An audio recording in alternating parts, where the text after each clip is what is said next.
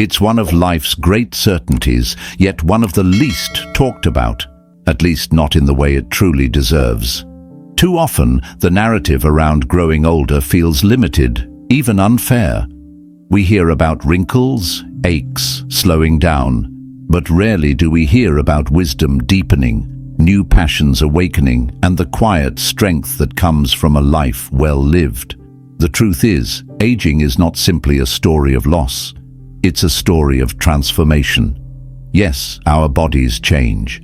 Yes, there are hurdles, health scares, shifting roles, even moments of loneliness. But beyond all of that lies a powerful truth. Aging can be a time of rediscovery, of learning, of reconnecting, not only with others, but with ourselves. Unfortunately, society often pushes a dangerous myth that after a certain age, risks aren't worth taking and dreams should quietly fade. That could not be further from the truth. These years can hold some of the most profound chapters of your life, filled with new hobbies, meaningful relationships, and personal breakthroughs you never imagined. This isn't wishful thinking, it's real. And today, we're going to talk about it honestly. No cliches, no sugarcoating, just a conversation about what aging can really mean when you choose to embrace it fully. As we get older, a quiet fear begins to creep into our minds. It doesn't always come loudly. It's subtle. It whispers late at night when the house is still. It shows up during family gatherings when others seem too busy to really notice us. It lingers when phone calls become less frequent and invitations start to fade. The fear says, "What if I end up alone?" For many seniors, that idea is terrifying. Society paints a grim picture of aging, one where growing older means being sidelined, forgotten, or isolated from the vibrant pulse of life. We're made to believe that to age is to lose connection, to be invisible. So naturally, the prospect of living alone can feel like a punishment, a lonely sentence for simply getting older. But here's what most people, including 99% of seniors, don't realize: being alone and being lonely are two very different things. Loneliness is painful. It's that aching emptiness when you crave connection but can't seem to find it. It's calling someone just to hear their voice and getting their voicemail instead. It's sitting at a dinner table that feels too quiet and too big. Loneliness hurts because it feels like something is missing. It's a gap between you and the world that seems impossible to fill. Being alone, though, that's something else entirely. Alone can be peaceful. Alone can be empowering. Alone, when embraced, can even be joyful. Research over the past decade has shown something remarkable. Studies from places like Harvard and the University of California have found that many older adults who live alone actually report higher levels of life satisfaction than those surrounded by people. Why? Because they've learned the difference. They've mastered the art of solitude without falling into the trap of loneliness. They no longer chase meaningless conversations or force relationships just to avoid silence. Instead, they choose the connections that matter. They invest in deep, intentional relationships, whether that's a weekly phone call with a beloved friend, a volunteer role that brings them fulfillment, or simply being part of a local book club. They seek quality, not quantity. More importantly, they've learned to befriend themselves. They understand the power of sitting quietly and reflecting. They've stopped being afraid of their own company. In fact, they've grown to enjoy it. When you're alone, you can finally hear your own thoughts. You can listen to what your body and heart are telling you. You can decide, for once, what you want, without compromise or outside noise. That's a gift many of us never appreciated in our younger years, when the world felt too loud and our lives too full of obligations. Aging gives you something precious back: your time, your space, your choice. The people who thrive in solitude often describe it as liberating. No more keeping up appearances, no more small talk, no more endless commitments that drain energy but add little meaning.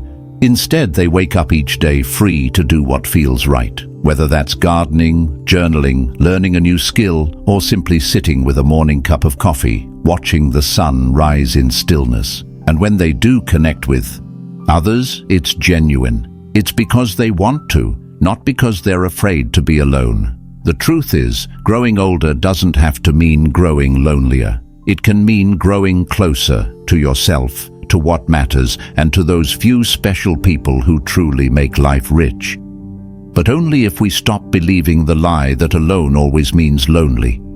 If you're watching this and you've felt that creeping fear, if you've worried about those silent days or the quieter seasons of life, take heart.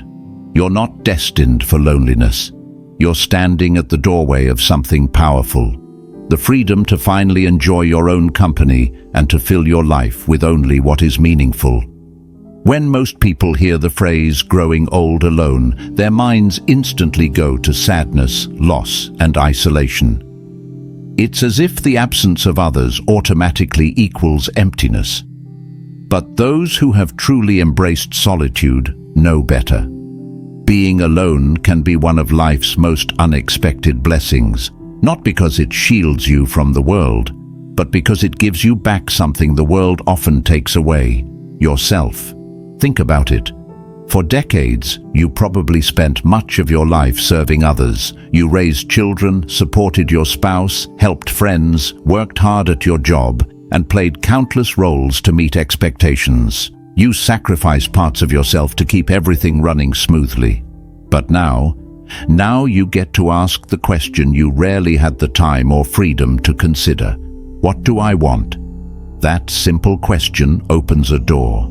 Solitude becomes the space where answers emerge. Alone, you are no longer bound by the needs of others. You wake when you choose, eat what you like, rest when you feel tired, and pursue hobbies and passions that bring you genuine joy.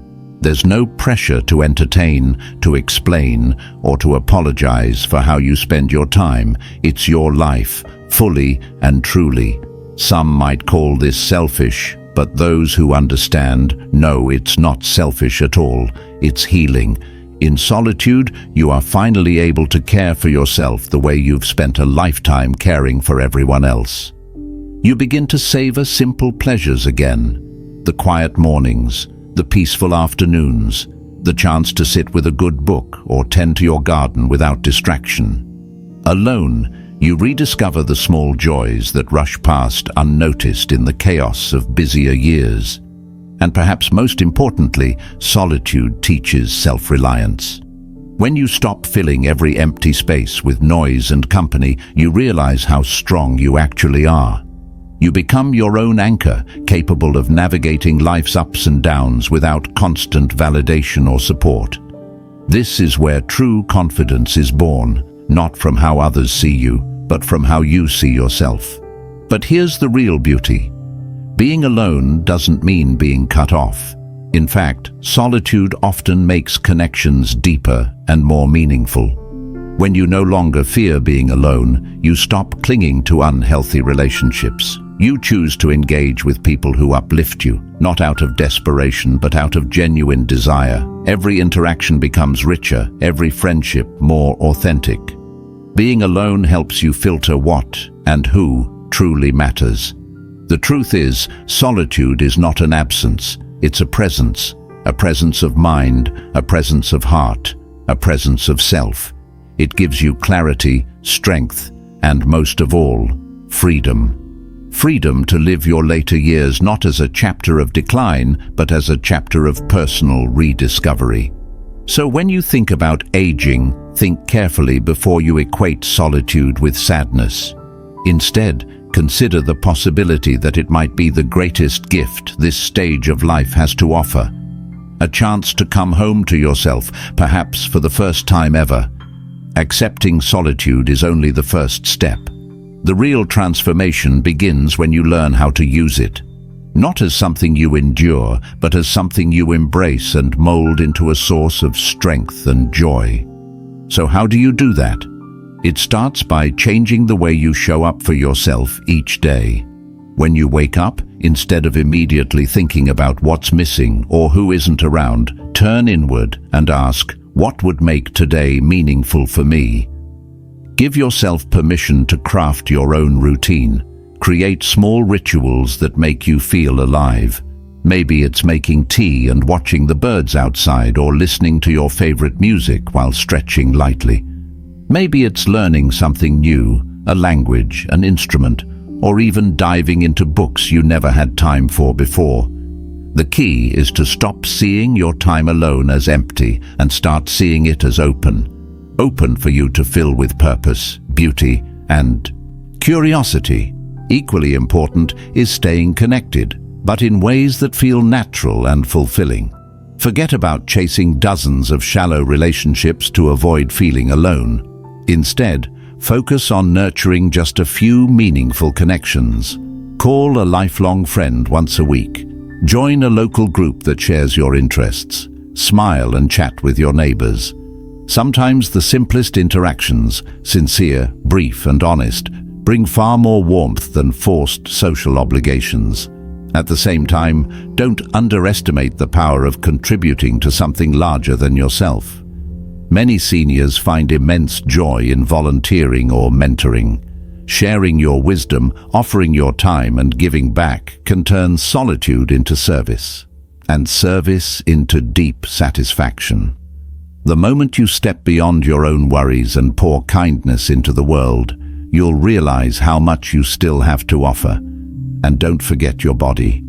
Movement is a silent companion that keeps loneliness at bay. A short daily walk, light stretching, or even dancing in your living room releases powerful feel-good chemicals in the brain. It keeps your mind sharp and your spirit light. Solitude, when paired with physical vitality, becomes invigorating rather than draining. Most importantly, learn to enjoy your own company. This might sound simple, but for many, it's the hardest part. Practice sitting quietly without distractions. Let your thoughts come and go. Journaling can help. So can mindfulness. The more comfortable you become in silence, the more you'll realize that you are not empty. You are whole. You are enough. Turning solitude into strength is not about pretending you never feel lonely. It's about building a life where loneliness doesn't control you, where alone time feels like a choice, not a punishment, where every quiet morning and peaceful evening feels like a quiet reminder. You are still here, you are still growing, and joy is still yours for the taking. Sometimes the best way to understand the beauty of solitude is through the lives of those who live it with grace. Meet Elena, 78, who lost her husband a decade ago. In the early days of widowhood, she admits the silence in her house was deafening. Every corner felt hollow. Every meal felt forced. But Elena didn't let grief define her. Slowly, she began filling her days with small joys. She joined a gardening club, picked up watercolor painting, and started volunteering at a local shelter twice a week. Today, she smiles when people ask if she ever feels lonely. Lonely? No, she says warmly. I'm busier and more peaceful now than ever before. Alone? Yes. But lonely? Not even close. Then there's Martin, 81, a retired teacher who lives alone in his childhood home. For years after his wife passed, Martin withdrew. He spent too much time with the television and not enough time with himself. But something changed when he decided to dust off his old love for music. He bought a new guitar and, through community bulletin boards, started teaching beginners online. His days quickly filled with laughter, practice sessions, and new friendships that span generations. Martin says solitude gave him the chance to become a student and a teacher again, roles that brought him profound joy and purpose. And there's Lydia, 74, who was always the social butterfly in her family. When her kids moved far away and friends slowly grew distant, she feared isolation. But Lydia turned inward. Instead of giving in to sadness, she began meditating daily, writing poetry, and spending time in nature. Her walks through the park became meditative journeys, moments where she felt deeply connected to herself and the world around her. It's strange, Lydia says softly. The more I learned to enjoy my own company, the more connected I felt to everything. Nature, my thoughts, even strangers passing by. I saw beauty everywhere. These stories aren't exceptions, they are proof. Proof that solitude is not a verdict. It's not something that happens to you. It's something you can shape and redefine. These seniors are not extraordinary. They simply made a decision. Instead of resisting alone time, they welcomed it. They replaced the word lonely with free, the word empty with open, and the word forgotten with rediscovered. If they can do it, so can you. Alone does not mean invisible. Alone does not mean finished. Alone, when embraced with curiosity and intention, can be the stage where your truest self steps forward, confident, calm, and quietly joyful. So here we are. After everything, the fears, the myths, the quiet mornings and silent evenings, one truth becomes clear. Being alone is not the curse you were told it would be. It is not a punishment life hands you when others drift away. It is a space, wide and open, where you get to meet the version of yourself that has always been waiting. Think about it. For decades, your life was full of noise. You built families. You built careers. You worried, rushed, sacrificed. You answered to everyone and everything, except maybe yourself. You were so busy playing roles that the quiet voice within you often went unheard. Now, in these later chapters, you finally have the chance to listen. Solitude isn't the villain here. Loneliness comes from disconnection, not from others, but from yourself. When you refuse to sit with who you are, when you run from silence, loneliness grips tight. But when you accept that being alone is simply being present with yourself, the fear fades. You begin to understand that peace lives where chaos once ruled. You start to realize that you are not lacking, you are not missing, you are whole and always have been. The seniors you heard about, Elena, Martin, Lydia, they didn't overcome solitude by filling every moment with distractions. They did it by filling themselves with purpose, with self-love, with quiet confidence. That's available to you too. Right now, today. You can wake up tomorrow and choose to see your solitude not as a void, but as freedom. You can decide that the hours ahead belong to you and only you. Learn something new, call someone meaningful, take a walk and breathe deeply, laugh at your own jokes, cry when you need to. This is your time to reconnect, not with the world first, but with the person who has carried you through every high and low, yourself. Because at the end of the day, being alone but not lonely is not a fantasy. It's not reserved for a lucky few. It's a mindset, a choice, and starting now, it can be your truth too. So if these words touched something inside you, if you're ready to turn the page and embrace this beautiful new chapter, do one thing.